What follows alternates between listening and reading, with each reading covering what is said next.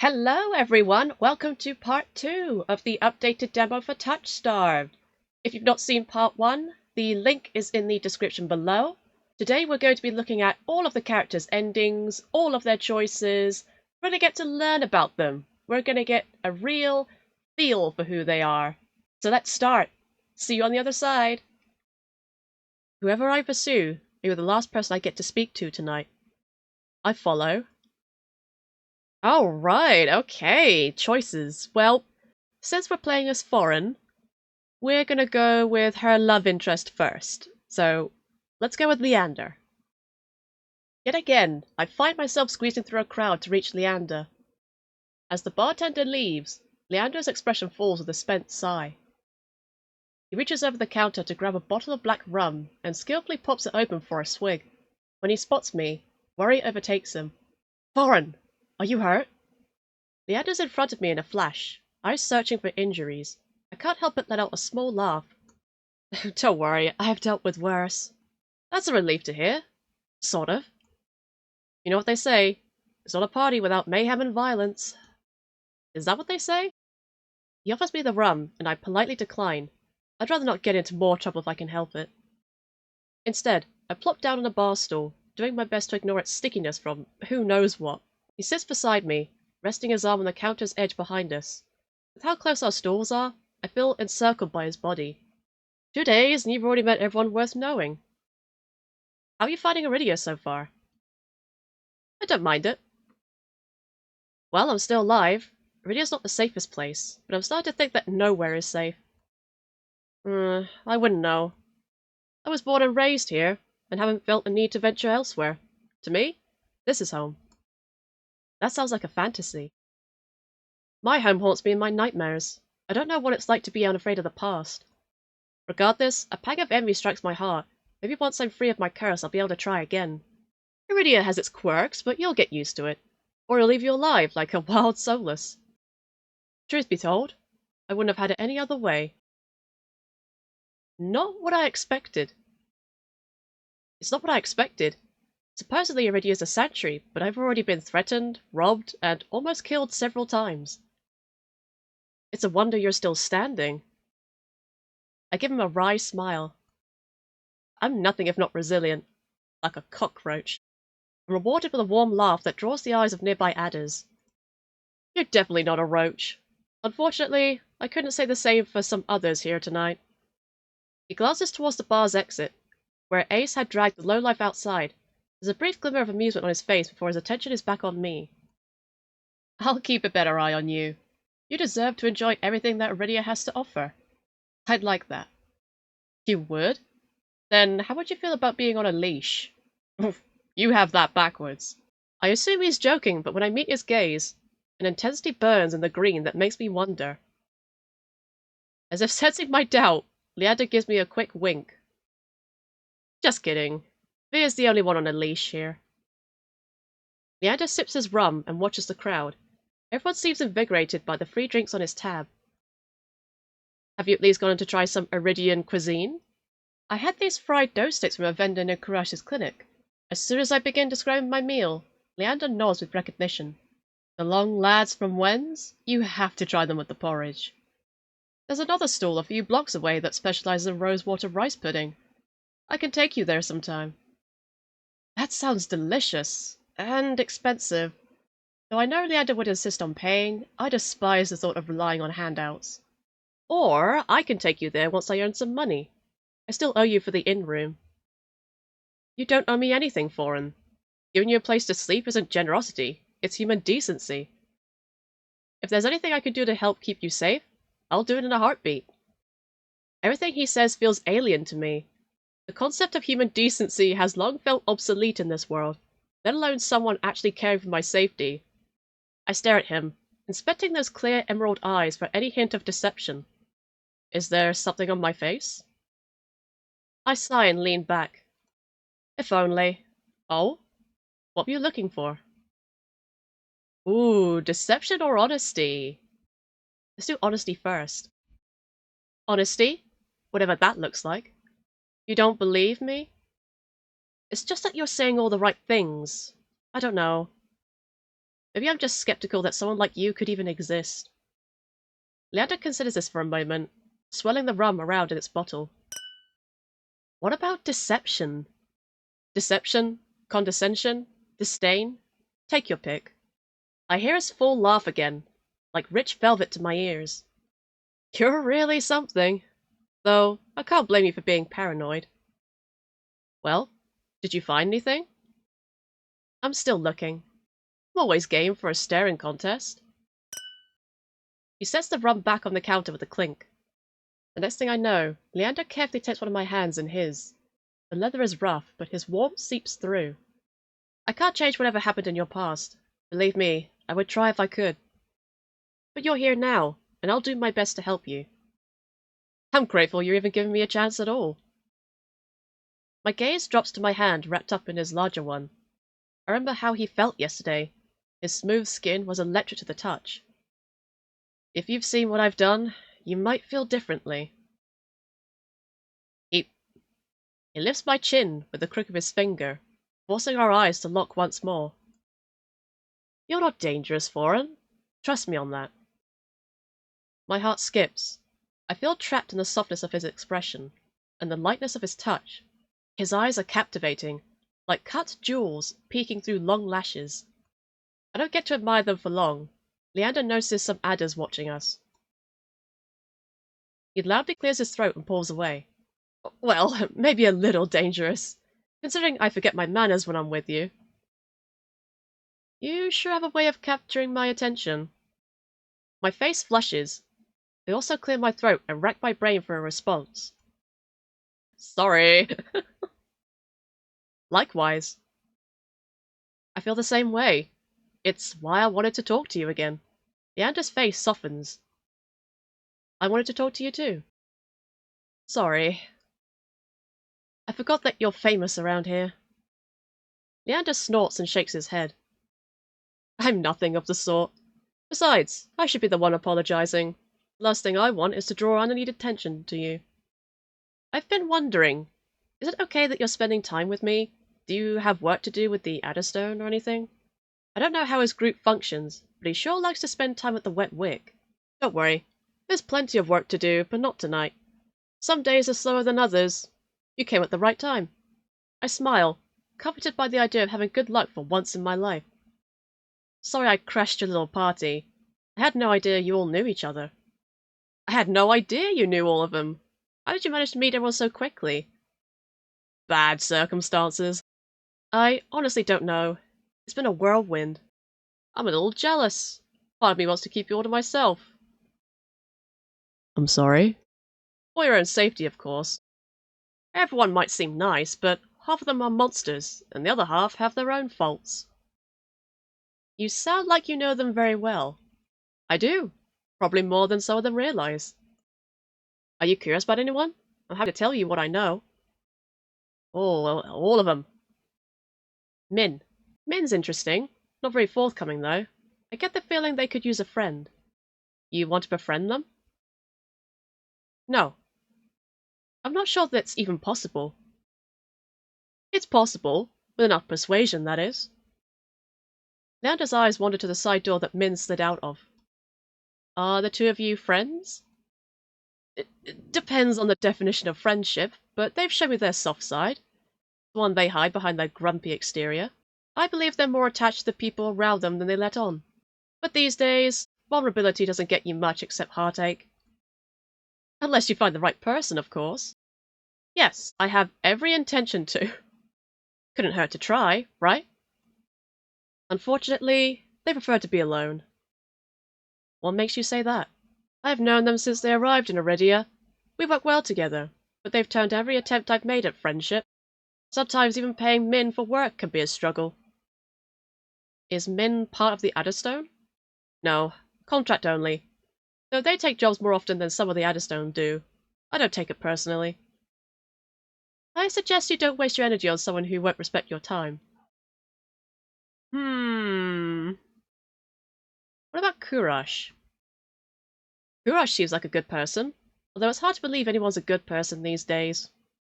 What does your gut tell you? He's suspicious. I think he's suspicious. No one can be that good without an agenda. Usually I'd agree, but Kuras has made me a believer. He works hard to serve Lowtown. He's patched me up too many times to count. Sometimes you'll come across people who completely change your outlook. It doesn't happen often. But in this case, I think you should trust him. You make it sound so easy. It's not easy. It's necessary. What's the point of living if we can't trust one another? He's good. I think he means well. It's rare to find someone like that. It's hard to tell. He's definitely keeping some secrets up his sleeve. Everyone has secrets, don't they? Not everyone. Looks off to the side. Well, do you think he might be able to cure my curse? Leander starts to speak, then pauses. Kuras is only a doctor. Your situation is a bit more complex and of the magical variety. Besides, getting his attention requires a miracle on its own. Even on good days, the queue for the clinic rounds the block 3 times over. So, you're friends with Ais? You could say that. We've known each other for a long time. Define long time. 6 years, give or take. He tells me I'm the first decent human he met after coming from the Shroud. Could just be flattery, though. Flattery? From Ais? I feel like we're talking about different people. Really? What did you think of him? He was a jerk! I think he's a jerk. I thought he was trying to kill me when I first met him. Scared me half to death for no reason. Leander stifles a laugh, eyes twinkling with fondness. Ais does well in the radio because he knows how to scare people, but don't let it get to you. He's a monster. You don't think he's a threat? Not in the slightest. I like to think of us as rivals. We keep each other on our toes, you know? Being rivals with a monster sounds like a death wish. Well, you should keep your distance from him, but me? You'd be surprised how much I can handle. He was honest, but frustrating at times. I think the Sea Spring is scarier than he is. Foreign. You visited the Sea Spring? A disappointed look eclipses Leander's easy smile. I grow worried. Is that a bad thing? I wouldn't underestimate Ais or the Sea Spring. There's something dark lurking within both of them. It's hard to disagree. I give him a slow nod. I'll be careful. Good. Just remember that Ais doesn't see humans as equals. Just add that bit on. What about Vere? What do you know about Vere? Leander shakes his head slowly, his expression grave. He's a living example of the Cenobium's cruelty. Most days they keep him on a short leash. I'm surprised you met him. He must have deserved it. I doubt the Cenobium would imprison him without a good reason. Ha! The Cenobium would imprison someone for breathing incorrectly. They've never needed a good reason. Do you know why Vere's chained up, then? Nobody knows. He's been in prison for as long as anyone remembers. He sighs wistfully, then gives me a small smile. He sure is easy on the eyes, though. But be careful. He's as captivating as he is dangerous. He knows it, too. I'll put an end to this Cenobium's depravity one day. Until then, if Vere's ever nice to you, take that as your cue to run. I feel bad for him. I didn't even know the Cenobian had prisoners. I feel bad for him. The Cenobian is an ode to false heroism and unethical practices, but Vere is by no means a model citizen. He's on that leash for the good of the people. You don't want to know the rumors I've heard. Apparently he's done some reprehensible things. But if you hate the Cenobium, do you actually believe that? To love or hate the Cenobium is one thing, but take one look at Vere in combat, and you'll know he's better off in a cage. By the way, have you kept a little secret? Our secret? He wiggles his fingers at me. Oh, he means my curse. No one knows, except you. Well, technically we kind of told Ais, right? We kind of told Ais in the whole friend of a friend is asking. I feel like Ais knows. Leander beams, his bright eyes crinkling at the corners. My heart flutters. I'm relieved to hear that. Let me know if you have some time to talk privately. I've already gathered some relevant information that you might be interested. Info? Really? That was fast. I live to serve. It's barely been a full day. I don't doubt that Leander is flooded with connections, but I wonder what he's been able to dig up so soon. Thank you. I don't know how to thank you. We can talk about what I found first. Then you can decide how to thank me. Or I can decide for you. What kind of info? I'll share everything, but not here. There are too many prying ears. If you're not busy, we could go upstairs. It's hard for me to hide my eagerness, or maybe it's desperation, at any new knowledge about my curse. My response comes out swiftly. I'm not busy. Leander gets to his feet, accessories jingling with each movement. After you. Oh my god, we're going upstairs. Only after we enter my inn room do I start to overthink the situation. The room is little more than a dark box with a bed in the middle, which I forgot to make. Well, I didn't forget, I just never expected to have guests. Yet here I am, next to Leander, alone, in a dark bedroom. Leander locks the door behind us. Peace and quiet. Uh-huh. Except for the ongoing buzz of the bar right beneath us and suspicious thuds from nearby rooms. Oh dear. Is that foreshadowing? Leander moves with familiarity throughout the space. The flick of his fingers, the sconces light up on the wall. He makes spellwork look so effortless. I swallow thickly, remembering that Leander is more than a mage. He's a prodigy. Dim, amber light washes over us. He plops onto the edge of the disheveled, squeaky bed. I shift awkwardly.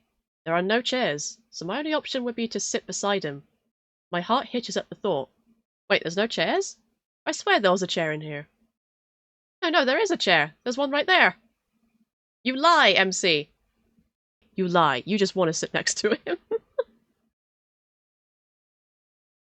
Is something wrong? I shake my head, quickly waving my hands back and forth. No. Nothing's wrong. Leander squints his eyes at me. You seem uncomfortable. A long silence later, he clicks his tongue. Shit, I am so inconsiderate. This is your private space now, isn't it? I shouldn't be barging in here like this. No, that's not... I'm sorry, Foreign. You've been through so much the past couple days. We can talk about this tomorrow. You should rest. Oh my god, the... Panic wails in my chest. After everything he's done for me, I can't shut him out. What if there is no tomorrow? When he moves to stand, I rush forward without thinking. I plant my hands firmly on his shoulders and seat him on the bed. I'm above him now, staring down into his wide green eyes, with barely a breath of air between us. I didn't think this far ahead. I didn't think at all. Instead, I force out the only words on my mind. Don't leave, please. Foreign. You're afraid. My fingers tremble, about to pull away when Leander catches both my wrists in his hand. He guides my hands back to his broad shoulders, my palms resting firmly against him. I won't leave you, Foreign. Tears sting at the back of my eyes. I want so badly to believe those words. I try to muster as much strength as possible so my voice isn't a croak. Do you promise? I promise. What if I'm paranoid about you being nice to me? Then I'll keep being nice until you get used to it. I won't leave you. And you won't leave me. I really like that line. His thumb draws circles on the inside of my wrists, grounding me. You have something I've never seen before. Your curse is strong, yet you're stronger. The way you're able to contain it? It's fascinating, and well, it's a little embarrassing. His voice lowers to a whisper, but I haven't been able to stop thinking about you. I want to believe that. How much of it is truth? I stared at him blankly. My brain refuses to process his words.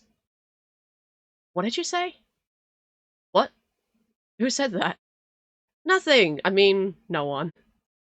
Just forget I said anything. I mean, I didn't say anything. Am I dreaming? This feels like a dream. The air is dizzyingly hot, and I'm trying to keep up with what's happening, but Leander continues anyway. I may be getting carried away with this. It's not every day I find something that truly challenges me. Oh yeah, I'm sure we could do more of that, but I'll do everything on your terms, at your own pace. Anything you want, Foreign. My chest feels like it's about to burst. This man is going to be the death of me. He hasn't even done anything yet. Ask what he wants, touch his hands, touch his face. Well, we're doing all three of these. Ask what he wants. I take a deep, unsteady breath before I speak. What do you want? For the briefest of moments, I see a flash of something in Leander's eyes, something scaldingly hot. Too many things. But I'll start with you. He slides his hands from my wrist to my palms, and gently brings them down between us. If you want me to stop, tell me. I'll tell you. He chuckles lightly, and I feel his breath brush against my cheeks. I haven't been this close to someone in a long time. Slowly, he begins unwinding the bandages, stopping occasionally to glance up at me. I don't take my eyes off him. He tugs one of his gloves off with his teeth. The muscles in his forearm tighten when he flexes his freed fingers. I want you to know that whenever you need a taste of normalcy, I'll always be here for you. Our eyes meet, and Leander offers his hand again. A lump forms in my throat. I reach out, allowing the tips of my fingers to glide along the lines of his palm. He shudders with a nervous laugh. That tickles. I twine our fingers together and give an experimental squeeze. Nice, isn't it? Yeah. I've done this once already, but it still makes me lightheaded. I'm not sure I'll ever get used to this. Touch his hands again. I take a deep, unsteady breath before I speak. I can't deny what I want, and it must be obvious to Leander too. Can we do it again? He chuckles lightly, and I feel his breath brush against my cheeks. I haven't been this close to someone in a long time. I was hoping you'd ask. He slides his hands from my wrists to my palms, and gently brings them down between us. My breath hitches in anticipation. Slowly, he begins unwinding the bandages, stopping occasionally to glance at me. I don't take my eyes off him. He tugs one of his gloves off with his teeth. The muscles in his forearm tighten when he flexes his freed fingers. Whenever you want a taste of normalcy, I'll always be here for you. Touch his face. I can't deny what I want, and it must be obvious to Leander too. But instead of having a modicum of restraint, I blurt it out. I want to touch your face. Oh, you're more forward than I thought. Is that okay? He slides his hand from my wrist to my palms and gently brings them down between us. It's better than okay. My lips quirk into a relieved smile. Hurry up then. Your wish is my command. He begins unwinding the bandages, stopping occasionally to glance at me. I don't take my eyes off him. When my hands are free, I start small, carefully grazing the edge of his jaw with the pads of my fingers. I feel it clench beneath my touch, as if Leander's trying his best to hold still. Emboldened, I cup his cheeks, letting the warmth spread beneath my fingertips. Well, are you enjoying yourself?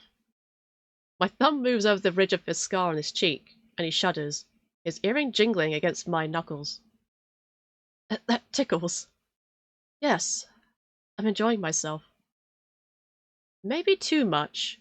It's like my body moves on its own, spurred by desire and nothing else. I swipe my thumb down, brushing lightly over Leander's lower lip. Something flashes in his eyes, something scaldingly hot. He lowers his voice to a husky whisper. What else do you want? Why is he even asking? He knows the answer. I've never touched someone like this before, and even though it makes my head spin, it's not enough. I want more. I want more too. This is way more charged! God damn! My thoughts scatter. We're already here, alone in his dark room, on the edge of the bed. I could easily push him down on the sheets, get on top of him. Whoa! I mean, I won't stop you for it. But holy hell! A sharp gasp escapes me, and I quickly pull away. I can't let this get out of hand. So close. Are you alright? I can barely hear him over my thundering heartbeat. I nod, clumsily wrapping my hands with the bandages. Yeah, I'm fine. Sorry, I think I'm just getting a little overwhelmed. Leander's living up to his reputation, I see. He gives me a faint smile. That's cute. Luckily, we're already in your room. I'll get out of here and let you get some rest. I let out a breathless laugh at that. Leander rises and tugs his glove back on. Thanks, Leander, for everything. He gives me one last sweet smile, accompanied by a wink. Good night, Foreign. Night. Long after he departs, I still feel the warmth of his skin on mine, burning through the bandages. I'm gonna have a hard time sleeping tonight. Yeah, after that, a feeling nags at the back of my drowsy mind. I'm forgetting something really important. Wait, didn't Leander say he had some information for me? God, this man. Leander offers you something that should be the impossible, a taste of normalcy free of your curse. As the first person to withstand your touch, he could change your life, but some things are simply too good to be true.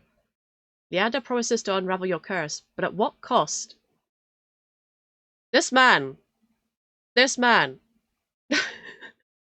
His dialogue. I have thoughts. I have so many thoughts about his updated dialogue and what just happened up there. This man is a big walking sign of don't do it. But I'm gonna do it anyway. Because I love me a manipulative, scheming, potentially unhinged character. I need it. Okay, let's work our way down. So let's do Ais next because he is my other favorite. Morbid curiosity draws me after Ais. I slink out the back of the wet wick.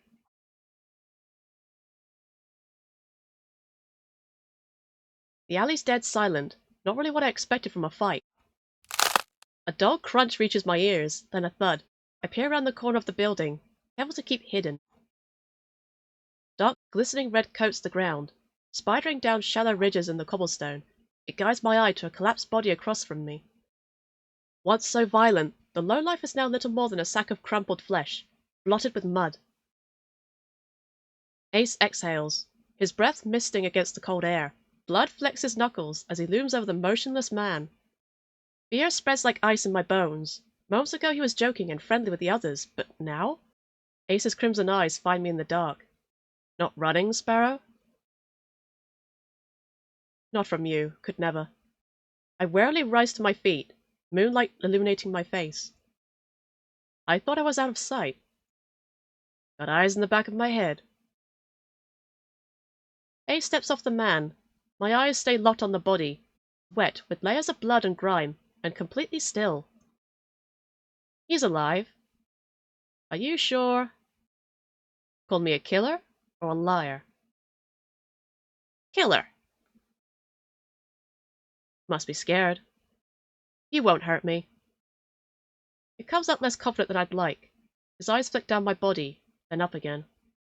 Not like him, at least. What do you mean, sir? Liar, which I guess would make you a killer too. In that case, he's dead. I squint, and Ais smirks back. Don't believe me? To be honest, it's hard to believe anything coming out of your mouth.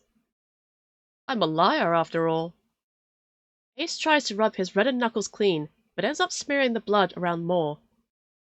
I keep making bad impressions on you. I didn't know you cared about my opinion. Just before you didn't piss yourself when we talk. Annoyance bubbles in my chest. Well, I'm not pissing myself, even with your bad impressions. Like the first time we met, Ais chips away at my fear, replacing it with irritation instead. He kneels beside the lowlife and frisks him. I can't help but wonder if the crime was worth the punishment, but I hold my tongue. Deftly, Ais's hands search through the man's pockets. It doesn't take him long to find his prize, a cigarette and matchbox. He strikes a match, and sparks illuminate his angular features with a golden glow. It's distracting for a moment, but my gaze inevitably drops back to the muddy body. You're just gonna leave him there? Ais draws deep from the cigarette. He exhales heavily, smoke curling past his lips. I breathe in a sweet, spiced scent. As his tension melts away, he looks at me with cool, lidded eyes. Should I give him a blanket? Unbothered by the maybe corpse, he takes a seat on a crate opposite the bar. I stand awkwardly, forgetting why I came out here in the first place. An unpleasant silence stretches between us. Weather's nice. You shit. Cold, murky, and humid, he means. I want to believe he's teasing me, but for all I know, this is pleasant for Iridia. Was Princess good company? Who? He takes another long drag. His metal rings catch the light of the cigarette in a flash of red. The Soulless who escorted you back. You named it Princess? Jealous? I return his smile. You have no idea. I think your nickname's more fitting. Sparrow. Not sure where Ace got it from. Maybe I should tell him to call me by my name, but it's kind of nice. Not that I ever tell him that. Before I can dissect my feelings, I quickly change the subject back to the Soulless. She was cute, but we gotta get this option over with. Surprised it didn't kill me. She's well trained. Food motivated type. Won't bite unless she's hungry. Sounds about right. She was cute. She was kind of cute, in a weird way. I glanced absent-mindedly at my hand, remembering how she nuzzled my palm. Ace's eyes softened for a brief moment. Her tail wouldn't stop going when she got back. The group of them don't get much attention. Think she's cute now? Wait till you see her tricks. You taught her tricks? Princess is a smart one. She'll learn anything if you have the right rewards. Sounds about right. The idea of tame Soulless is still so outlandish to me. I was attacked by a mindless, bloodthirsty beast, and he's talking about them like they're pets. But it's possible because of the sea spring. I need to get the answers he wouldn't give me before. I carefully take a seat beside one of the crate, contemplating my strategy. Ace doesn't seem to mind. Closes his eyes, tilts his head back against the wall, relaxed. Without the pressure of his intense gaze, I feel myself ease up, as long as I keep my attention away from the bloody heap across from us. I glance over at Ace and let my eyes linger. Let me just ogle for a bit. A sea glass colored tattoo spirals up his arm, painting over grooves of muscle. Silver jewelry glints in the moonlight, drawing my eyes to his bare chest, rough hands, carved jaw. His ears, his horns, his pupils, everything about Ace is sharp, even the fangs that only show when he grins. But as dangerous as he appears, I can't help wanting to know more. I wonder how recently he crossed over to this world and why. What's your verdict? Caught in the act. I whip my head in the opposite direction. What verdict? Got a long, good look. Are you impressed, or do I need work? My face grows hot. You're annoying. He responds with a low chuckle, draped in smoke. Didn't stop you from staring. I've seen worse. I guess I've seen worse. Keep staring, then. My embarrassment spikes. Without thinking, I blurt out a new topic. I have questions about the sea spring. Boredom eclipses his amusement in an instant, and he closes his eyes again. Of course you do. I thought I made myself clear about what you'd be giving up. Yeah, before you kicked me out to go drinking. I still need to know more. My turn for a question. It sounds more like an order. I bristle under his narrowed gaze. Fine. He takes a long pull from his cigarette and lets the smoke trail slowly from his nose. Your curse. What about it? This song and dance is all too familiar. The selfless questions come first. What does it do? Is it painful? Can you control it? I brace myself for the inevitable onslaught. Is the thought of living with it really so unbearable? My dread dies with his words. No one has ever asked me that before. You've survived this long. Unless you're running out of time, I wonder if it's really worth the sacrifice. He flicks the cigarette aside and props his head on blood-smeared knuckles. But what do I know? I'm just an outsider. My fingers fuss with the trim of my cloak. Ordinarily, I'd be annoyed, but now my chest feels tight. You could have sold me if you were less honest. You're a shit salesman. He laughs under his breath. Only when I like the buyer. Sorry. We lapse into silence again. This time, it's surprisingly nice. The quiet, chilled air is a balm on my nerves. You know, you didn't seem like an outsider back at the bar. A lot of people like you. Ais raises a brow at me. I start asking about Vere. I was surprised to see that you and Vere are close. Blessing and a curse. What I've gathered, most people think he's, I don't know, an asshole. And water's wet. I wait for him to elaborate, but he doesn't. So, what do you like about him? Ais lets out a quiet laugh. A lot of things. You already named one. You like that he's an asshole? Temperament matches the drapes. Looks good in blood and better in tears. Favorite thing's the tail. Sometimes it frizzes up if you... Go on. He catches himself, clears his throat. It's hard not to let the disappointment show in my expression. Vere is one of the most honest people you'll meet. Just don't listen to a single thing he says. Well, that was confusing. Kuras. I didn't know that you and Kuras were friends. In a way. I help him in the clinic sometimes. Doctor doesn't let most people closer than arm's length. And you do? Heart's on my sleeve. Get the sense Kuras was like that in the past. Must have been burned. He trails off, then shrugs. He opens up in his own ways, if relaxed enough. I can't even imagine that. You'd be surprised. Even the doctor has an endearing side. I can't decide what's more intriguing, the fact that Kuras has an endearing side, or that Ais managed to coax it out of him. Tell me if you uncover any of his other secrets. I'd kill to know more. Mhin. Maybe Mhin doesn't necessarily like you, but they definitely pay attention to you. Ace's exasperated reaction takes me off guard. He growls, pinches the bridge of his nose. I make enemies as easy as I breathe, Sparrow. Doesn't bother me. But that dove's got it out for me for no reason. Maybe they're unsettled by the sea spring? It's not about that. Goes without saying that they've got some issues. Don't think they understand that you catch more flies with honey than vinegar. Honey has left a bad taste in my mouth in the past. It could be the same for them. At least you're capable of a conversation. Do me a favor, and teach the dove some manners. Thought they'd lay off eventually if I didn't bite. Hasn't happened yet. I briefly consider the possibility that Mhin wants to get bitten, but I'm not about to propose that. Leander. You and Leander clearly get along well. You like Leander? Don't smirk at me like that. Doesn't everyone? He's helped me a lot since I arrived in Iridia. He even got me a free room at the Wet Wick. His charm has got him far, but for a leader, he sure likes it when others take charge. Part of me desperately wants to ask what he means, but Ais continues before I get the chance. Surprised we get along? I thought you'd be at each other's throats, not drinking buddies. His smile is easy, but there's a dangerous edge to it. Leander's done a good job. For a human. Naturally, there'll come a time when his resolve will be tested. Same could be said for anyone, in this plane or the next.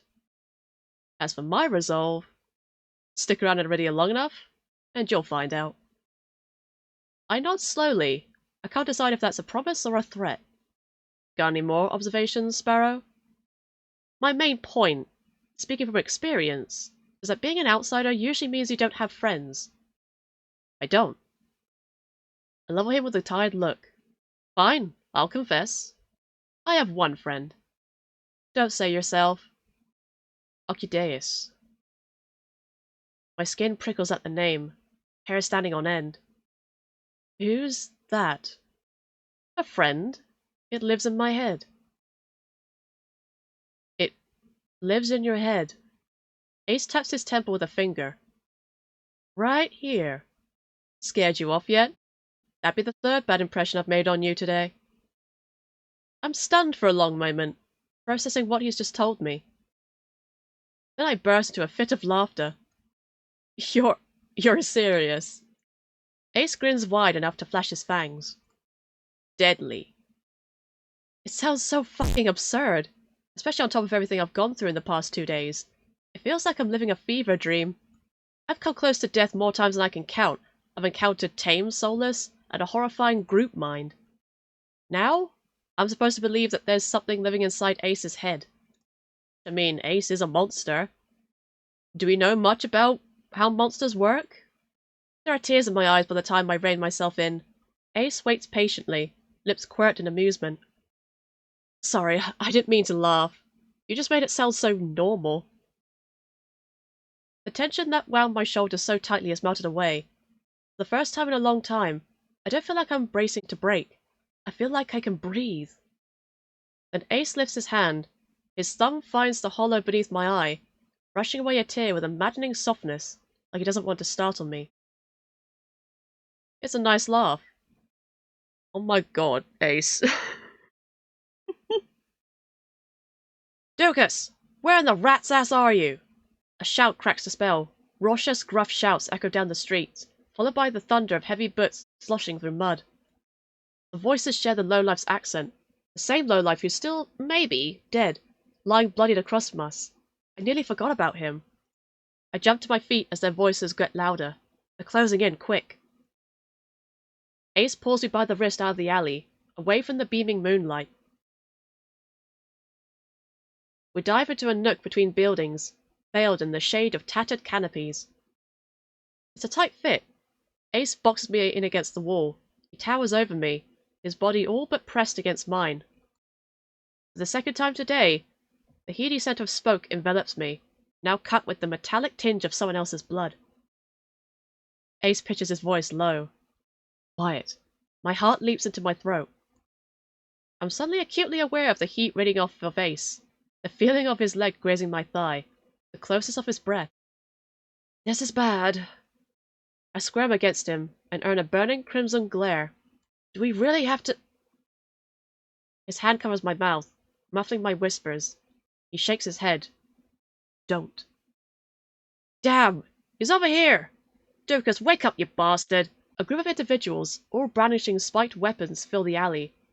They wear violet sashes, some kind of uniform? I wish I could see what they're doing, but Ace's arm blocks my sight. My eyes trail up the teal markings that coil around his arm, his bicep. They lead up to his collarbone, past the cords hanging around his neck, and to the smuggest smirk I've ever seen. Yes. Glare at him. I would love nothing more than to chew him out, but his hand is clamped over my mouth. I fix him with the deadliest glare I can muster. Ais responds with a wolfish grin, and I realize I've locked myself into eye contact with him. A thrill jolts through me, my face hot beneath his touch. This can't be happening. Why am I getting so worked up in this situation? Because Ais. Stir at his chest. Unfortunately, I don't have a lot of options. My eyes dart away from his face, following the line of his necklace down to his chest. The way the pendant hangs above his abdomen, just before the skin gets swallowed by darkness. And now the best one. Bite him. I move before I can think, opening my mouth enough to bare my teeth and bite down on Ace's palm. Hard. He winces, surprise flashing across his face. His hand leaves my mouth, and I gasp for air. My breath is rapid from the adrenaline, but it's only when I lick my lips, when I taste the metallic tang of blood, that I realize I broke skin. Panic builds in my chest. My body tenses, bracing for his reaction. Every movement he makes is slow and deliberate. He bends down, leans close to my ear, and in a husky whisper only I can hear. At least someone drew blood today. A hot thrill jolts through me. For a heartbeat, I forget to breathe. The voices in the alley grabs Ace's attention this time. Shit, he's got more broken ribs than whole ones. What kind of freak did this? Fan out. Find the one responsible. You three, take Dugas back to base. At least he's still breathing. The alley clears out as footsteps rush away from us. We stay still until they're distant. melting into the rumble of the quarter. When we finally step back into the moonlight, the night air is ice on my skin. Dazed, I feel the need to keep my eyes off Ais at all costs. Was that really necessary? Could ask you the same thing. Didn't know sparrows could bite. You're lucky I didn't do worse. Try me. Thought of wiping that shitty grin off his face is definitely tempting. Staying hidden was the best option. It'd be a hassle to run into them with you there. What? Because I'm dead weight? Because 3 bad impressions are enough for one day. I find that really cute that he cares about making bad impressions. Like, why does that matter? The answer is too vague for my liking, but he's probably right. Either way, I don't have the energy to argue. Come on, Sparrow. Let's get you home before you're framed for murder. Very funny. We reached the front of the Wetwick too quickly. I hate to admit it, but I don't want to separate from Ais yet. And not just because he never answers my questions. He's infuriating. As much as he makes me feel on edge, he can also make me feel safe, secure, somehow. You know where to find me. At the creepiest place in the world. Take your time before you decide to drink. I happen to like your shitty attitude. It takes me a moment to process that. Then my eyes flutter down to my feet. I'll keep that in mind. When I glance back up from the ground, Ais is already down the street, disappearing into the throng of people. No fanfare, not even a wave. Asshole.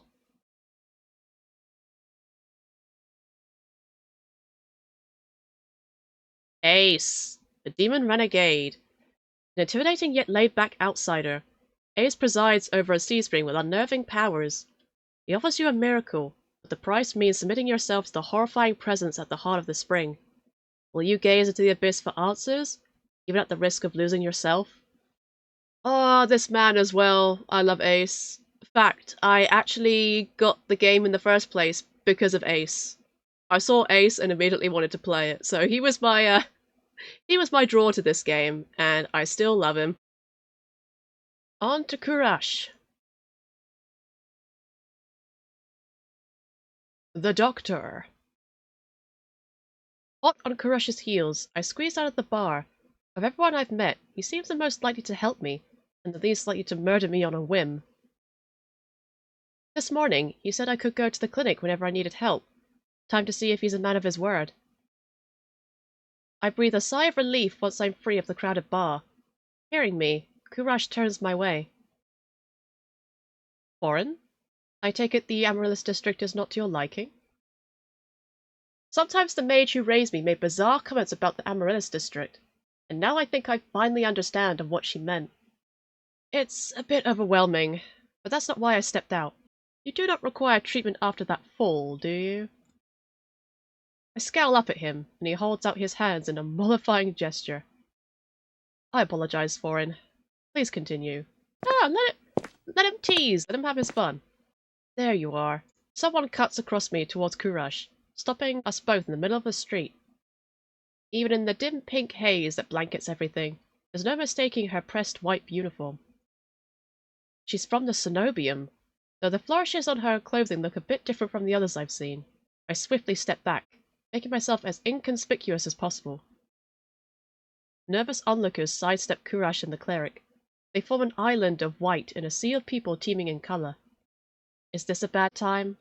Persistence is not always a virtue. Huh. That's what you said last time. Then take this, and be gone. Kuras reaches into his coat and produces 3 tiny glass vials, bound together with a thick leather cord. A silvery powder shimmers inside. He gently flicks the vials, watching the contents swirl, and extends them to the cleric. This is it? She looks extremely unimpressed. Looks can be deceiving. He throws me a glance and a swift smile, but I'm too surprised to respond. Kuras was the first to warn me about the Cenobium. No one had anything good to say about it. And yet, here he is, openly dealing with a Cenobium cleric in the Amaryllis district. I glance at Kuras and then the cleric, who seems to notice me for the first time. A new patient of yours? Her eyes linger on me for a long, tense moment, but when Kuras steps between us, she sighs and disappears into the seething crowd. Foreign? Is something amiss? What was that about? Lower your voice. It is of little consequence. That's all you have to say? After the earful you gave me about the cenobium, you... Be calm. He holds one finger to his lips, which suddenly curl into a cat-like smile. It's like he's a little more devious than he lets on, isn't he? Isn't that dangerous? A conversation is hardly dangerous.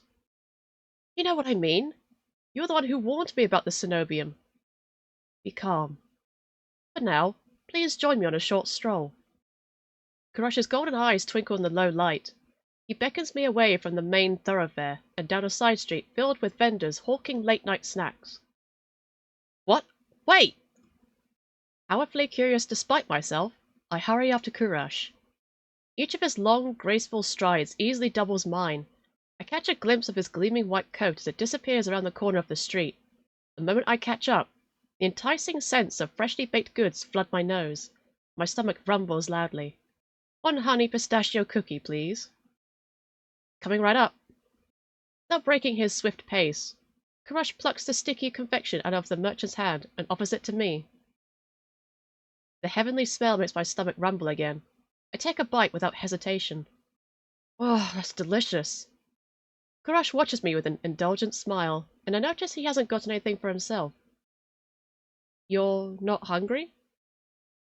Do not concern yourself with me. He stops mid-sentence, his eyes darting back the way we came. The hairs stick up on the back of my neck. I turn just enough to peek over my shoulder, hoping I don't look too suspicious. Sure enough, it's the same cleric who waylaid us in the street, now looking very irritated. Uh-oh. Well, disappointment can be a learning experience. Glimmers of realization dawn on me as I stare up at him. What exactly was in those vials? Perhaps a potent alchemical catalyst? Or some stale fish skin? The two do resemble one another, and it can be quite difficult to tell them apart. Again, you are more devious than you first appear. Is he serious? I chance another glance at the cleric, who's now trying to elbow her way between the food stalls. Few people move aside, but most don't even notice her efforts. The street is too packed with hungry patrons. Shall we? Without waiting for my response, Kuras glides swiftly to the crowd once more. You're messing with her. You're messing with a cenobium cleric? I'm astounded you would even suggest it. Kuras! I must look still incredulous, because his smile softens. He lifts his hand as if to pat my shoulder, then stops himself. Is there a point to all this? Is there a point to all this running around? Other than for my personal amusement, I suppose I would like to show you the sights. He is serious. Or seriously fucking with me. My disquiet must be showing, because Kurash's smile softens.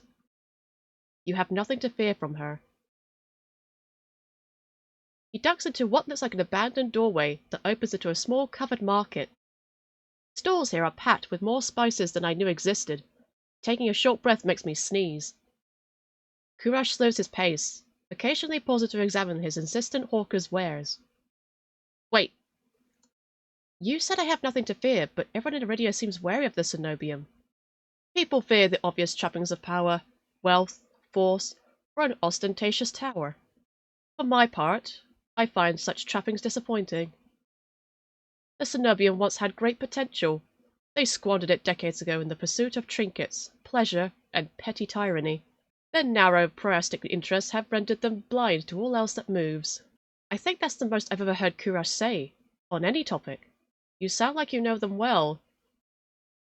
Kuras lets out a long, low sigh. You miss little, foreign. Familiarity breeds contempt, and I am more familiar with the cenobium's crude methods than I would like to be. Now I'm getting somewhere. Something beyond vague warnings or swift deflections. I decide to press the point while I have the chance. Familiar how? Kuras stops in front of a pickled fruits display, and I nearly run into his back. He steps aside at the last moment and rests his arm gently but firmly on my waist. I tense, but he's careful to avoid my bandaged hands. Our pursuer refuses to take no for an answer. Again? I thought we'd lost her in the crowd. I crane my neck to look for the cleric, but Kuras shakes his head. This way. The next street over is home to high-end brothels with steep stairways and shadowy passages, perfect for discreet tourists or losing a persistent tail. Oh, Kuras! Pink curtains and painted facades sprawl around me like a giant, colourful warren. It only takes a few more twists and turns down blind alleys and narrow walkways before I'm completely turned around. Kuras, however, seems to be following some map in his mind. He takes each turn with swift confidence, guiding me with the occasional nudge. The passages between teetering buildings are so narrow that we have to slink through single file. Just a little further. His effortless grace is almost infuriating. It takes every ounce of concentration I have to avoid tripping over loose tiles, discarded clothes, and unidentifiable rubbish. Meanwhile, Kurash's long legs seem to float over every obstacle. His clothes are still pristine despite the soot-stained walls around us. How the hell does he do it? Some sort of enchantment woven into his jacket? A glamour spell? I'm still trying to puzzle it out when I realize how warm the alley has become. The tiny gap between Kuras and me radiates heat, like a brilliant midday sun at the peak of summer. Fall back or stay close? I think we should stay close, but let's fall back. I slow my pace to put some distance between us, but Kuras immediately notices and matches me. Is something the matter? I'm just not used to this sort of place. Ah, I did not mean to alarm you. I believe we have finally lost our tail. Stay close to Kuras. I definitely don't want to get lost here. I stay as close to Kuras as I can without accidentally touching him. I promise I will not lose you. Was I that obvious? Our eyes meet, and despite my best efforts, I find it hard to hold his gaze. His piercing golden eyes. I've never seen eyes like this. Despite our dark and dingy surroundings, it's like Kuras radiates his own warm light whenever he looks at me. Thank you for indulging me, Foreign. I believe we have lost our tail. Whoa, this is so pretty. Wow, oh, I love the reflections. We emerge on the opposite side of the Amaryllis district. Warm light dances across the river from all directions. I approach the edge of the water, transfixed. It's incredible. Iridia holds beauty and horror in equal measure. Did you enjoy our impromptu tour? Relief escapes me in a tired laugh. After narrowly escaping death, playing keep away from a Cenobian cleric almost seems normal. It was a nice change of pace. He laughs too, a soft and pleasant chuckle completely at odds with his usual cool demeanor. Are you sure we've lost her? She will not deign to follow us this far. He sounds confident enough. I was starting to wonder if he'd have to make a full circuit of the city to ditch her. A flicker of lamplight falls across the shore, softening his features. I should escort you back to your lodgings. It would be unwise to let you go alone. What about you? Are you staying at the Wet Wick? Of course not. Then you're going back to your clinic alone? You just said that was a bad idea. He pauses, stares at me, and his expression relaxes to a gentle smile. They're not foreign. Only the most desperate or foolish would dare lay a hand on me. It sounds insane after 2 near-death Solus encounters. Part of me believes him. A few townsfolk huddle beneath street lamps and in doorways, desperate to be as close to safety as possible. Kuras, on the other hand, looks more relaxed than ever. He strolls along the riverbank as if it were broad daylight. Even walking beside him makes me feel more secure, warmer inside and out. I seize that faint spark of hope and muster my courage. Did you mean it this morning when you said I could come back to you for help? Every word. His mirth vanishes, replaced by calm focus. I don't know what to say to that. I half expected his offer to be a courtesy, an easy way to get me out of the door. The fact that he meant it. Why do you ask? His eyes flick briefly to my arm, the one that he miraculously reattached when he found me. I can almost imagine him counting the neat stitches. I wanted to be sure. I'm still figuring out who's trustworthy and who's trouble. I see. Iridia does tend to attract extreme individuals. Including you? Ah, foreign. I refuse to incriminate myself in your eyes. I can recognize a smooth deflection when I hear one. If he won't talk more about himself, maybe he'll tell me about someone else. I decide to ask about... Alright, Leander. Why did you send me to Leander for help? Few know Iridia better than Leander. The company he keeps can be questionable, but I had confidence in him. Yeah, his adders were rough around the edges. Leander has always preferred the company of those like him. Survivors of Lowtown's harsh realities. You must have noticed how they flocked to him. I nod. Leander seemed to know every single person in the Wetwick. And that's a good thing? Leander's closest peers trust him with their lives. I would say that counts for something. Vere, yeah. The tension between you and Vere. How do you know Vere? Kuras visibly stiffens, and I remember the venom in Vere's voice when he grabbed me. That fucking doctor! Yeah. It looks like the feeling is mutual. Regrettably, Vere is one of my worst patients. How did you cross his path? He stole my room key. You are fortunate that he did nothing else. He is far deadlier than he seems. There is a reason for the collar and chain. Vere seems suspicious to me. I hesitate, waiting for Kuras to elaborate, but he seems to find even the thought of Vere distasteful. Ais, they have a curious relationship. Have you ever been out to see Ais at the sea spring? Once. Only once? Seems like a spring with miraculous powers would interest a doctor. A long silence follows, so long that I'm not sure Kuras heard me. I'm about to repeat myself when he finally speaks in a near whisper. Ais is the rare newcomer who has immediately proven himself worthy of respect. The sea spring is another matter. Hidden depths often contain unwelcome secrets. You could say that about anything around here. A fair point. Nonetheless, I have seen many purported wonders, and the sea spring is unlike any other. Only time will tell what that means. Mhin. Sounds like you and Mhin know each other well. Kuras heaves a long-suffering sigh.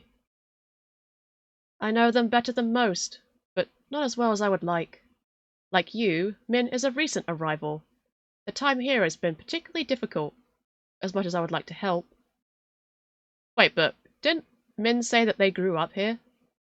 Yeah, I swear they said they grew up here. Who's lying and who's telling the truth? Probably Mhin. Probably Min's lying. Maybe it's not no one's lying. Maybe they just don't know. He trails off, but I know exactly what he's talking about. Mhin doesn't seem like the type to accept help. Do they always pick fights with adversaries twice their size? I have implored them not to. They rarely listen. My curiosity sated for now, I fall silent. I wish Kuras had given me a little more to go on, but he is almost as tight-lipped about the others as he is about himself. Oh, I was enjoying that. I had to go back and find how to get the red option. Reach for his hand. Instinct and longing overthrow reason. I watch, as if slow motion, when my bandaged fingers reach for his. This is why I risk my life and limb, isn't it? Chasing a cure? A false hope of safety and warmth. Kuras turns just before I brush the hem of his sleeve, and common sense viciously reasserts itself. Foreign? I want to leap back and bury my hands in my cloak, but those golden eyes pierce through me, staking me to the ground. I'm so sorry, Shh. You've done nothing wrong. His long fingers clasp my outstretched palm. My imagination conjures wild images of his touch sparking a flame, rendering cotton and cursed flesh to ash. Instead, taking infinite care not to disturb my bandages, he lowers my hand. Follow me. We have nearly lost our pursuer. Cute! When we've circled back to the Wetwick, the amorous district seems even more raucous than before. Drunken patrons overflow into the wine-scented streets. How am I supposed to sleep with all this racket? I suggest the stiffest drink at the bar, alternatively, a ball of wax. Very funny. Even with how tired I am, I'm not sure I'll get a wink of sleep. I'm about to say goodnight when someone staggers out of the wick and collides into me. I stumble back, heels teetering on the edge of this filthy gutter.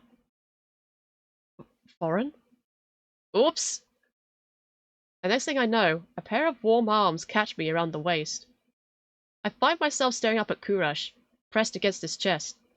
His grasp loosens, but he doesn't let me go. Something shifts in his gaze. His eyes fix on my face, and I feel myself growing hot all over his intense scrutiny. What are those bedroom eyes? What does he see in me? What's he looking for? Kuras? Yes? You can let go. Can I? I don't want to, though. I feel the heat of his laughter, fluttering through his chest and mine. I'm actually not sure. My head swims, Kurash's warmth and closeness washing over me. I shouldn't be this close. If I touch him by accident, if I somehow curse the man who saved my life... Good night, Foreign. He finally steps away, and I let out a breath I hadn't realized I was holding. Good night. Thanks for everything today. You are most welcome. He turns and slips into the crowd, though I can pick out his pristine white coat with ease. A chilly gust howls down the street. When did it get so cold?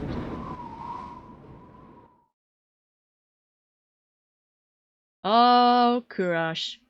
You secretive, secretive man. Kuras, the repentant angel. From all appearances, Kuras is a principal doctor of extraordinary skill, but you know little about the man beneath the professional mask, and Kuras keeps even his friends at a cool distance. If you uncover his deepest secrets, will you like what you find?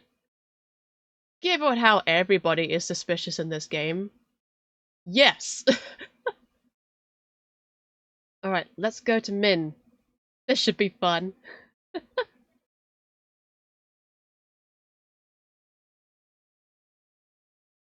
I can't let Mhin slip away so easily.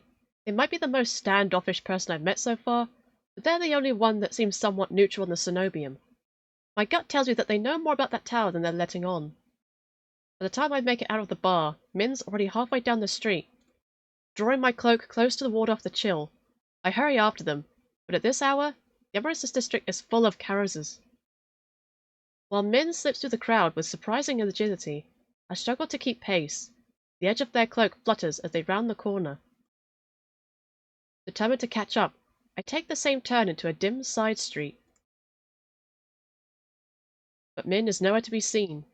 Didn't you learn your lesson earlier? I nearly jump out of my skin, whirling to find Mhin behind me. They don't even look ruffled. They fold their arms, pointedly staring me down. Probably have to get used to this. I thought nearly getting eaten would have taught you that being alone at night is dangerous. I'm not alone, am I? It's a good thing I'm not alone then, isn't it? Mhin looks at me in blank confusion for a moment before realization dawns. Are you always so persistent? Yes, especially when you keep blushing like that. I don't really know how to read them. They shift between aggressive and hesitant without warning. I have no idea how to tell which way they'll swing, but I can't help feeling a little thrill when pink sweeps across their cheeks. I kind of have to be. It's how I stay alive. Mhin recovers their composure quickly, mouth shifting into a frown. What about you? You're out alone at night? Unlike you, I can take care of myself.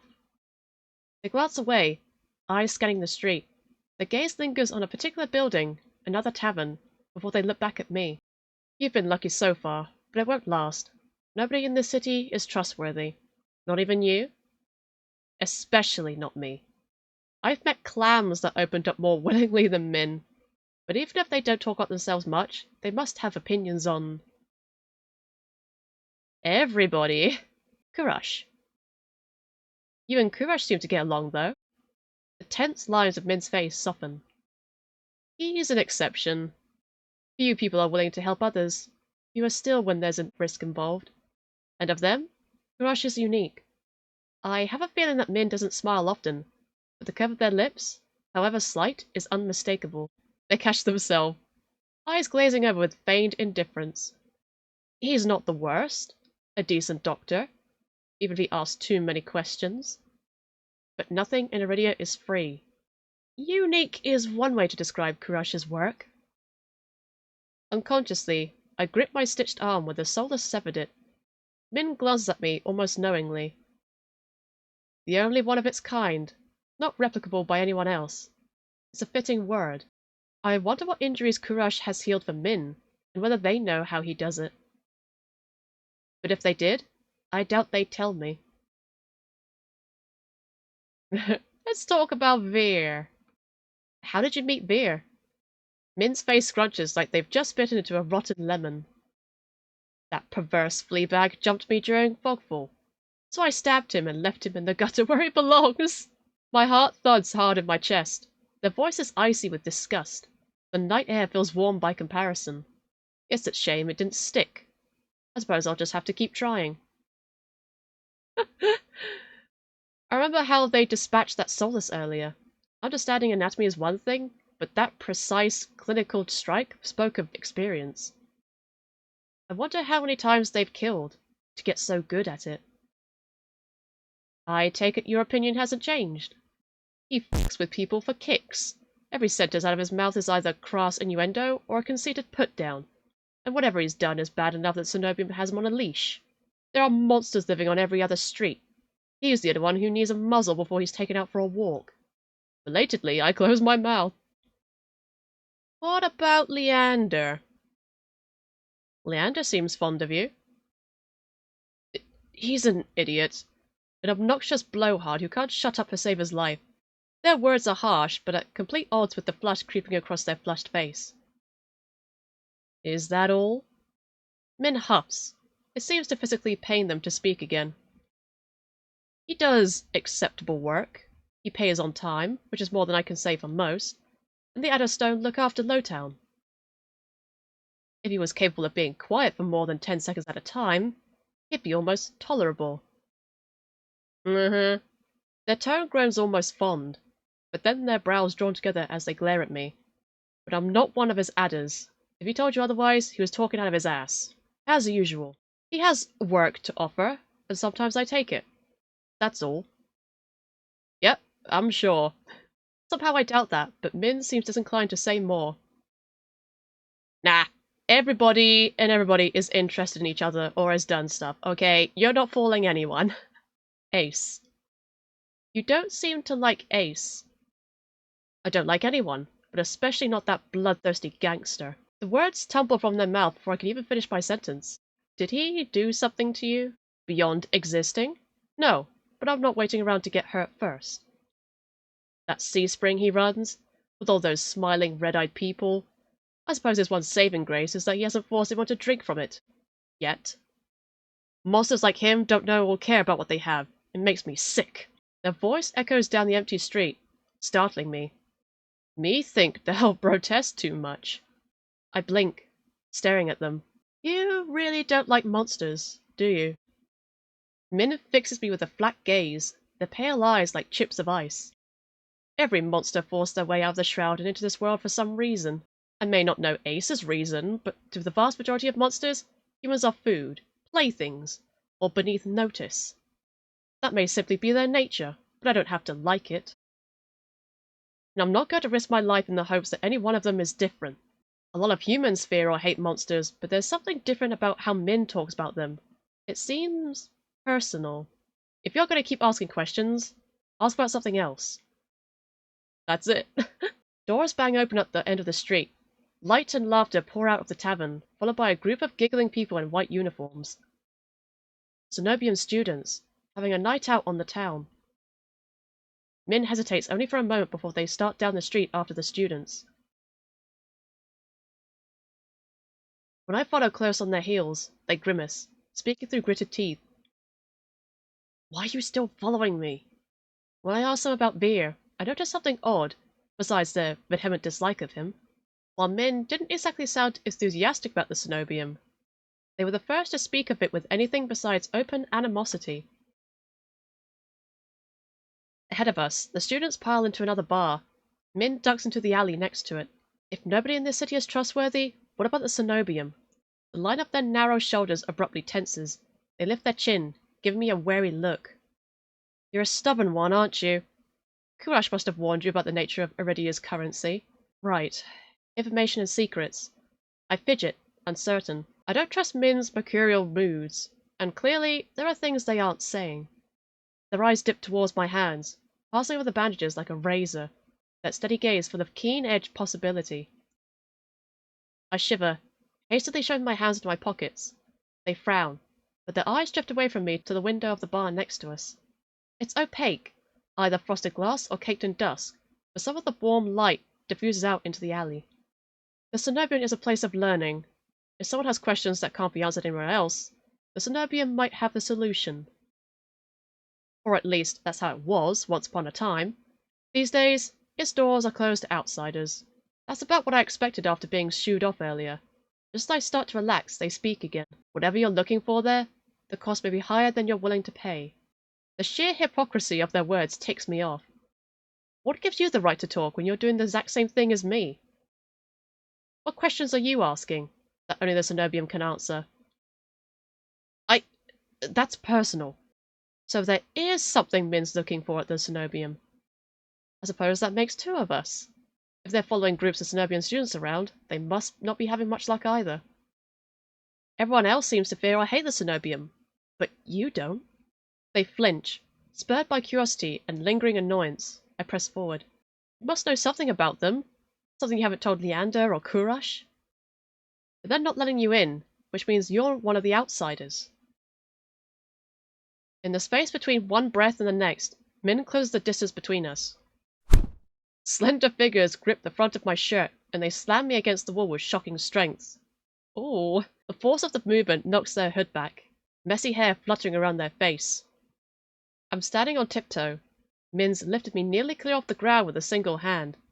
The realization sends an electric tingle down my spine, but before I can begin to wonder what that's about, Mhin snarls in my face. You don't know what you're f***ing talking about. The angry twist of their mouth draws my eyes down, to the beauty spot at the corner of their lips. I can't stop staring at it. Same. The mark's incongruously delicate compared to their fiery gaze, their steel-boned grip, but then, so is the rest of them. Neither do you. We're practically strangers, so why are you acting like you know anything about me? Your line of questioning isn't exactly subtle, and it's not hard to guess that this has something to do with your hands. You think you can use me to get into the Cenobium? Don't be naive. What's your f***ing problem? I've had enough. Maybe it's the tiring, fruitless day I've had, my 2 near-death experiences. Maybe I'm just sick of all these infuriatingly attractive strangers who won't tell me a damn thing. Say it like it is. Mhin looks pissed, but they hesitate. Maybe they didn't expect me to snap back. You give me information, then snap at me and shove me around? What are you trying to do? You're one to talk, stumbling around town and trying to get answers without giving anything in return. That's not how things work here, and it'll get you killed well before you figure out what's going on with your hands.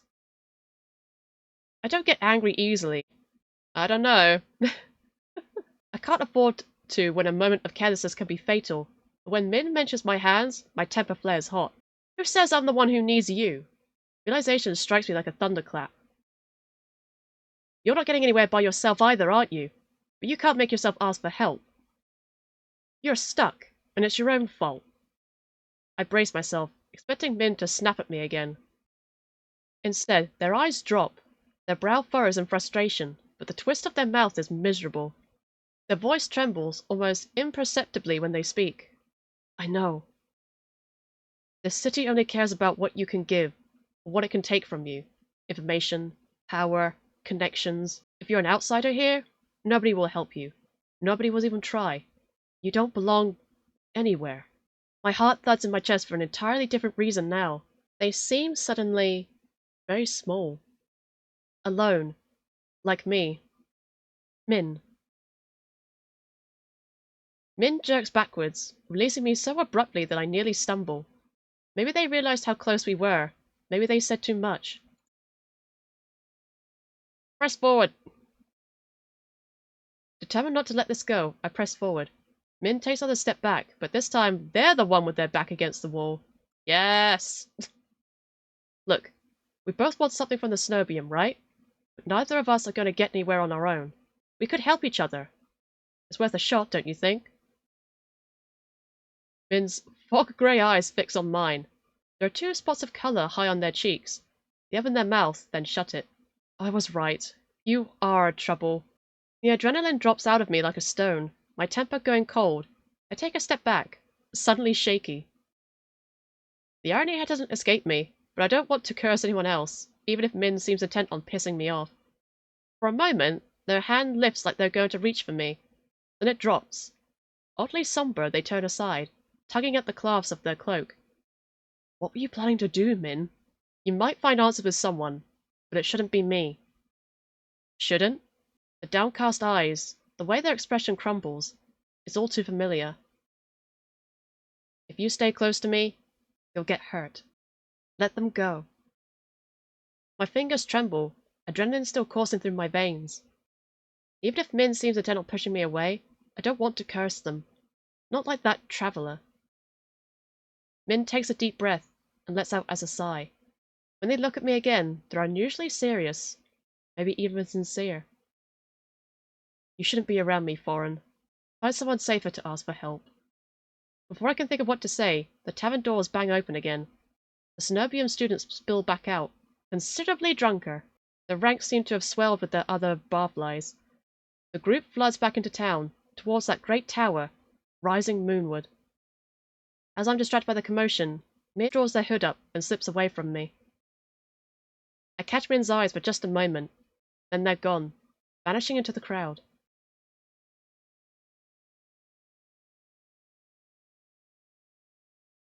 Ah, Mhin, the mysterious Mhin. I do love them so. Mhin, the cursed outsider. Despite their cold nature and familiarity with violence, Mhin is just as desperate as you to get into the Cenobium. You may be able to help each other, but they're keeping as many secrets as you. They claim they're dangerous, but could they be your only chance of getting into the Cenobium? One wonders. Also, it's entertaining to make them flustered. Last but not least, because none of them are least, let's go with Vere. Of all the people I've met, only one left me with more questions than answers. Vere knows more than he's letting on. I'm certain of it. Still, a lingering doubt looms heavy over my decision. Can I really trust someone who lies so readily? And yet the most honest, according to Ais. When I find Vere, he's leaning against the counter, elbows propped on the edge and a wine glass raised to his lips. I catch myself staring, and judging by the looks I see thrown his way, I'm not the only one. Yet there's a clear ring around Vere no one else seems bold enough to cross. I didn't think you planned on sticking around. One ear perks up at the sound of my approach. A free drink's a free drink, even if it tastes like stale rat piss. Didn't you say you wouldn't be caught dead slumming in this shithole? Vere takes a delicate sip from his glass, but his tail thrashes below the bar. You've caught me red-handed. He peers at me over the rim of the glass. In the low light, his eyes glitter jewel bright with amusement. However will you punish me? I figured my company's punishment's enough for you. Vere's lip twitch, and he smiles despite himself. I saw your little run-in with that gibbering imbecile. Quite the show. A muscle in my jaw flexes. Did you enjoy watching? I much prefer to be an active participant, but Ais intervened before I could. I can't tell if he's disappointed because he didn't get to save me, or simply because he missed out on a fight. Next time I get jumped, I'll be sure it happens near you. Vere laughs softly under his breath. He rests his glass on the counter with a sharp clink. I did warn you, didn't I? He moves closer and I tense, my heart leaping in anticipation. But he only runs his hand up my arm to dust off debris, no doubt picked up from the floor, with a touch far gentler than I expected. About finding trouble? He murmurs under his breath while his fingers rub circles into my shoulder. I whisper for fear of what my voice might do if I speak up. I can take care of myself. It comes out sharper than I'd intended. Vere lets me go with a sigh. So, did you come here for praise, or will a head pat suffice? What about real explanations instead of vague ramblings about moths and fire? Vere scoffs. You could buy me a drink before insulting me. After the way you pounced on me, if anyone's owed a drink, it's me. Vere falls so uncharacteristically quiet that for a moment I fear I've actually crossed a line. Then he props his chin on his wrist. I don't think you understand how things work around here. Information is a luxury, one you flung carelessly aside. If you valued my words, you'd have taken me seriously. Valued? I barely understood what you meant. I gave you free advice, warned you of the danger you were in, and still you went prancing off to the sea spring. Small wonder the Soulless didn't tear you to ribbons. My first impulse is to argue, but what he said still doesn't sit well with me. How does he know what happened to me? How did you know where I went? How did you know I left Iridia? I have a very sensitive nose, remember? Right, how could I forget? Do you normally greet people by shoving your nose into their laps like an over-eager dog? For a heartbeat, Vere's eyes grow wide and flat. Then he laughs under his breath. Only the ones I like. What Soulless?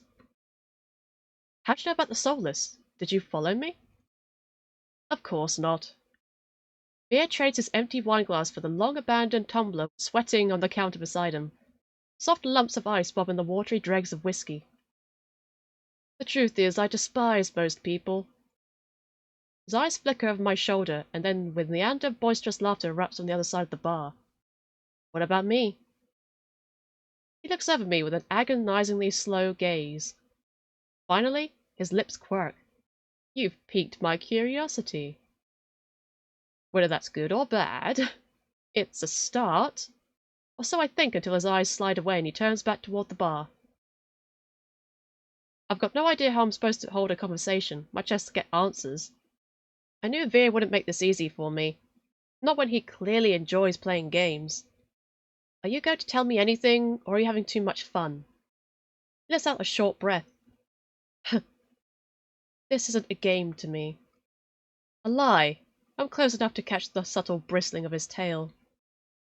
If anyone's fooling around, it's you. People like us can't help but attract danger, yet you seek it out, and for what? Cheap thrills? I wasn't trying to get eaten by Soulless. There's something I'm looking for. And you think Mhin can help you? Leander, are you really willing to risk your life with those idiots? What life? You've got no idea what I've gone through, or... Forget it. I start to rise, but something flicks against my ankle. Vere's tail. It's little more than a brush, but enough to give me pause. His eyes, softer than before, search mine. They couldn't even begin to understand you. But I could. How do I know I can trust you? You don't, but I'm slightly less inclined to waste your time with empty flattery or insults than those two. Is what you desire really worth risking your life for? If you knew the kind of life I've lived, you wouldn't be asking. Vere considers the condensation on his glass for a long moment before speaking again. Will you trust me? Yeah, for now. Good enough for me. Vere raises the tumbler to me, then knocks the dregs back. Once finished, he wipes his mouth on the back of his hand. Let's talk. Outside. We could both use the fresh air. Yes, of course. Yes. I nod, and he rewards me with a small smile. Good. With that, he slips away from the bar, leaving me to follow his long, trailing tail through the crowd. It's so cold the breeze cuts clean through my bandages, numbing my fingertips. But if the chill bothers Vere, he doesn't show it. He lopes purposely down the street to an alley. This far from the wick, the bar's racket is little more than an indistinct hum. The street is silent in the dead of night. I fleetingly wonder how many unfortunate lives have been ended in this dingy alleyway. You had questions? Ask. Vere's breath mists. In the cold moonlight, his shadow stretches unnaturally long over the cobblestone street. Quickly, I've got a show to attend. Heavenly lutist, as I'm sure I've mentioned. He looks down his nose at me, effortlessly imperious. For a heartbeat, I'm reminded of the stark want that gleamed in his eyes when he touched me. you weren't so pretty, I walked away. But I need answers, and I can't think of a better way than starting with the people I met earlier. If Vere doesn't prove trustworthy, maybe one of them will. Firstly, I ask about Ais. I'd like to know more about Ais. You two seem close. He made an impression, Not surprising. He's strong, ruthless, easy on the eyes. Gives it almost as well as he takes it, even if he's awfully greedy. Big. Everywhere, really. Valuable information. Thank you. Bit simple, but you know what they say about still waters. I don't, but I'm also too distracted by the change that comes over Vere to ask. A coy smile plays at his lips as he winds a finger around the chain dangling from his collar. I thought you didn't like most people. Ais isn't most people. He's better. He... Our eyes meet, and Vere's tender expression curdles. He makes a tiny sound of distaste in the back of his throat. He's more trouble than he's worth. Dangerous, too. Stay far away from him and those red-eyed freaks if you value your safety or your sanity. Is that why you scolded me for going to the Sea Spring? I really don't think Ais is as bad as you're saying. You don't know him. Not like I do. The corner of his lip twitches. Mhin. I've got to admit, I was surprised to see that you and Mhin know each other. Are you friends? Oh yes, we laugh and go shopping and have sleepovers where we braid each other's hair and kiss with a little tongue. I'm beginning to wonder if Vere's ever had friends. Damn. Let me guess, you don't like them. Can't stand them. The first time we met, they stabbed me. Slit cold hard steel between my ribs. Nearly nicked my heart. It was exquisite. The knife, I mean. Some sort of antique. Min's done nothing but disappoint me ever since. So you're not close? Can you imagine me being friends with that crabby little killjoy? Impossible. Not unless they learn to lighten up. And I'm afraid not even a surgeon as practiced as Kuras can remove the stick firmly wedged up Min's pert ass. What about Leander? What do you think about Leander? I don't. An unusually curt answer for Vere. I don't buy it. So you're not very fond of him? I wouldn't spit on Leander if he were on fire. Vere shudders. Oh no, he'd enjoy that far too much. To call Leander trash would be an insult to manure. He's a pathetic, slimy, little man-child in big, shiny shoes. I've seen mutts rotting in gutters with more dignity. And yet I want him. I don't even know how to respond to that. Before I can ask my question, Vere gives a frustrated growl. What about Kuras instead? I wanted to ask you about I regret speaking as soon as I start. Vere's mentioned Kuras before, though not by name. His previous reaction was nasty, but I can't back down now. Not with Vere eyeing me suspiciously. About the doctor? Kuras? I tense, ready for a blowback, but Vere merely shrugs. Bit of a bore, if you ask me, but he's popular enough. You know, on account of his massive heart. He winks, as though the stress he placed on heart wasn't already suggestive. There's always a line wrapped around the block for his services. People can't seem to get enough of his special medicine. Probably because he doesn't charge anything. Vere's tail gives an impatient twitch. Oh, they're eager for a little mouth-to-mouth with their pelvic examinations, if you get what I mean. When I grimace, Vere grins wolfishly at me. There's clearly no point in asking him anything else about Kuras. I haven't got all night for idle gossip. Isn't there someone more interesting we can talk about? Who? You? No. I'm more interested in learning more about you. That catches me off guard. What about me?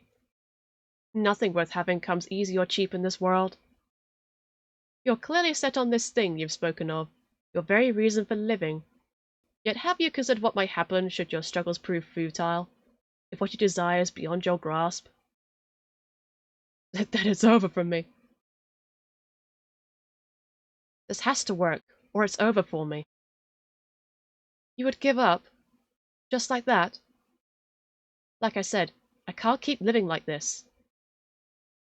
I'll never stop looking. I'll find what I'm looking for no matter what it takes. I won't give up. I can't. Even if you lose everything. Haven't you noticed? I really haven't got much left to lose. To cling so tenaciously to a slim hope. How fascinating. Now, where were we? Oh yes, you had 2 questions left. 2? We haven't explained anything. Then I suggest you make your last questions count. So much for being helpful, but I suppose that's just how information works in this exhausting city. Leander told me that the Cenobium imprisons people. Did he mean you? Leander's a moaning fool with a throbbing victim complex. He loves to see himself as a saviour, but the only difference between his cronies and the Cenobian stooges are the uniforms. I'm at a loss for words. I don't know what surprises me more, the bluntness with which he speaks, or the venom lacing his ordinary silken voice. You're asking who, when you should be asking why. Says the asshole counting my questions. The look he throws me is infuriatingly self-satisfied. Fine. Why were you imprisoned? For the same reason the Cenobium would snatch you away. I'm something special. Vere bows his head, gathering his hair in his hand and lifting it from his shoulders to bare his neck to me. See this collar? Cranes his neck, inviting me to lean closer. It looks unremarkable, doesn't it? New to the untrained eye, but there's an enchantment, barely visible, like ink long faded with age. Intricate spellwork has been inscribed on the collar. If I touched it, I might be able to figure out what kind of magic it holds. Touch the collar? I think that's a bad idea, but hell with it. I reach forward to touch the buckle. Vere's hand lashes out. Long, slender fingers wrap around my wrist and flex, exerting just enough pressure to hint at how easily he could snap my bones. Don't you know better than to touch without asking? Can I please? God. Our eyes meet, his thin with amusement. No, you may look, but don't touch. He lets go of my arm. You didn't ask me first, so why should I? Our eyes meet and he grins. Because I said so. That's not very fair. Fairness? Life's not fair. His voice lowers to a pleased rumble. Patience, foreign. I'll tell you when and how you can touch me. Behave, or I'll make you bleed. He says it with a smile so sweet it hurts. Is that a threat or a promise? Vere doesn't answer me, but he lets go of my arm. I smooth down my bandages. I can't lose my composure again. By now, I fully expected Vere to walk away, but the fact that he's still here suggests he either forgot about his warning, or he was never counting my questions to begin with. Are you saying that's what'll happen if the Cenobium finds out I'm different? I'll be collared? Doubtful. They keep me around because I'm the best at what I do. And what exactly are you the best at? Killing. He says it carelessly, without hesitation. As long as I wear this collar, I'm made to hunt the Cenobium's dizzying array of enemies, monsters, soulless, noisy dissidents who grow overbold. I'm bound by their will until the day I die. That's awful. Vere murmurs in agreement. It is, isn't it? And that's all I have time for. I really must leave now. I'll be late. That's it? Why'd you bring me here if you weren't going to explain anything? He has the nerve to laugh. Isn't that obvious? I wanted to lure you out here alone so I could eat you. You're lying again, and you're asking far too many questions for someone with so much to hide. He glances pointedly at my hands, and I shove them deep into my cloak. What makes you think I'm hiding anything? Oh, I don't know. Maybe it's the tough act, or the way you tense up at the slightest provocation. More likely it's the bandages. Not exactly subtle, I'll be going. Unless you're willing to share some morsels with me. There's a biting edge to his playful tone. I can't tell you anything. Wrong. You can start with what you are. I take a step backward, but... My back hits a wall as Vere follows me in lockstep. He rests his left hand on the wall beside my head, caging me in. Vere reaches for me. His fingers curl under my chin and lift, forcing me to meet his lidded gaze. Would you believe me if I said that the eyes are the windows to the soul? My eyelids twitch. Cliché, I know, but let me tell you a little secret. Vere leans in until his lashes tickle my cheek and the warm, faintly spiced scent of his hair drowns out the stench of greasy cooking fires and chimney smoke. His eyes pin me down. It's not the only thing that's pinning me down. There's nothing you can hide from me. His voice is so low, so supple, I could slip into it. The misery born of your mistreatment haunts you. I understand what it's like to be used and thrown away. I'll give your life new meaning. My heart hammers. My lungs burn as though each breath is being stolen away. How could he possibly know? This must be some kind of trick. But for once, Vere isn't smiling. All that suffering has made your soul so irresistible. The look on his face makes my blood run cold. I've seen it before. Travelling through the wastes, lanterns would occasionally reveal carcasses picked clean by starving scavengers whose eyes shone in the dark with that same ravenous hunger. Vere takes a shuddering breath. You're trembling. What if you and I went somewhere quieter? Alone? Reach out to him. Resist him. Resist! For now. Part of me wants nothing more than to let him take me. To surrender completely to him. It would be so easy. But I'm not about to give up now. You're late. The lootist. Vere blinks. His voice comes out soft and breathy. Shame. He eases back. For what feels like the first time since he cornered me, I breathe, but my relief is short-lived. Nimble fingers trail down my jaw before tilting my chin up. His touch is feather-light and teasing, but my pulse still leaps. Vere's lips twitch into a smile, his white-ringed pupils thinning with amusement. You're fun, Foreign, even if you frequently forget your place. But if you ever call me a dog again, I'll break you. Understood? Reach out to him. Darkness laps at the edges of my vision, drowning all my pain and fear and leaving me adrift. A single thought claws free. I can't give up. As Vere bends over me, my hand seems to move on its own, weakly crawling up his chest. It will all be over soon. Even through the gauze, his skin feels white-hot, an anchor for my rapidly dissolving mind. My fingers close around the chain dangling from his collar and I yank. Little more than a gentle tug, but Vere's breath hitches. I twist my hand, pulling the chain tighter and tighter until the collar dimples his throat and his eyes darken with a piece of hunger. Let me go. Vere's mouth snaps shut with the sharp click of teeth. Ooh. He shakes his head as though to compose himself, and gently loosens the knot of my fingers from his chain. Ooh, he liked that.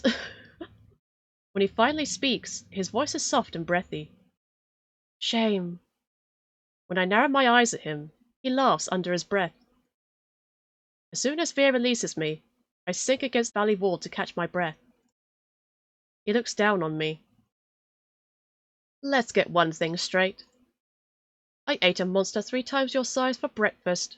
2, actually. The first tasted dreadful, like a fisherman's antique ashtray, but that's besides the point. You and I may be alike, but don't ever forget what I am, or what I do best. He smiles wide enough to flash his sharp white fangs, as much a warning as a smirk.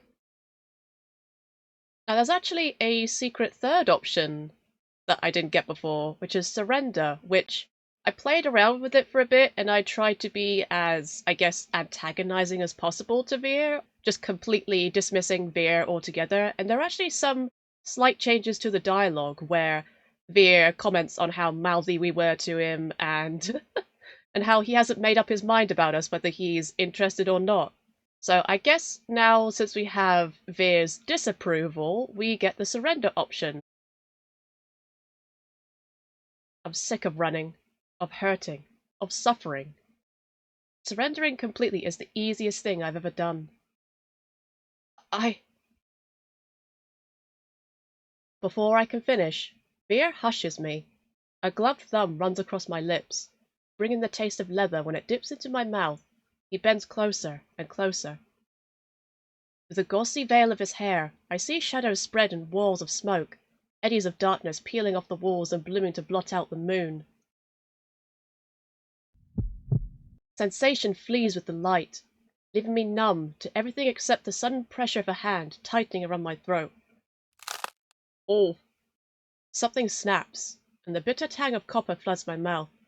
Vere's lips crush mine as he swallows the reedy thread of my final breath. Ooh, a bloodied kiss! I'm in. This time death comes swiftly and permanently. The end. Game over! Wow, so it's actually harder to get that ending. The crash of shattering glass cuts through the air. Whip around to see a drunk stumble past the alley, leaving a trail of beer and broken glass in its wake. I glance back at Vere. But he's gone, vanished into the dark. I'm left in the deserted alley, trembling with a delirious mixture of exhaustion and excitement. Only once my racing heartbeat slows do I make my way back towards the wick, guided by the distant sounds of reverie.